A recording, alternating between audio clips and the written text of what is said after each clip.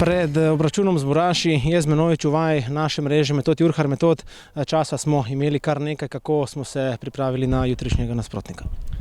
V tem času smo imeli res možnost, da kvalitetno treniramo, da se ustrezno pripravimo za nadaljevanje sezone. Jaz mislim, da smo z ekipo upravljali res dobre, bi rekel, mini priprave, da smo dobro trenirali in da smo pripravljeni za nadaljevanje. Po daljšem času si spet dobil zaupanje in priložnost strani našega strokovnega štaba na Zelenici. Kako se počutiš spet nazaj med vratnicama? Počutim se odlično in sem vesel, da mi je strokovni štab namenil priložnost in sem vesel zaupanja in da bom dal maksimalno vse od sebe, da ga upravičim. Kje so najnevarnejše poti, ki vodijo do naših vrat na jutrišnjem obračunu z Muro? Vemo, da je Mura zelo kvaliteten nasprotnik, da igrajo zelo ofenziven, atraktiven nogomet, da so nevarni praktično iz vsakega segmenta igre, tako da mislim, da moramo biti pripravljeni na vse.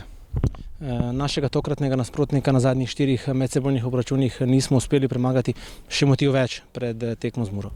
Ja, se strinjam. Res bi bilo dobro, da po tem slabem nizu, tudi po tem nizu, ki smo ga imeli v spomladanskem delu, da vknjižimo dober rezultat in s tem, nekako bi rekel, nakažemo nek nov pozitiven niz.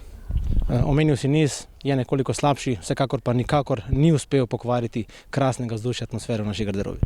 Ne, jaz mislim, da je nasploh atmosfera v klubu zelo dobra, da dobro funkcioniramo in da je samo vprašanje časa, kdaj bomo začeli spet nizati dobre rezultate. Tudi najlepša hvala za tale prijeten pogovor in srečno jutri v Fazaneriji. Hvala lepa.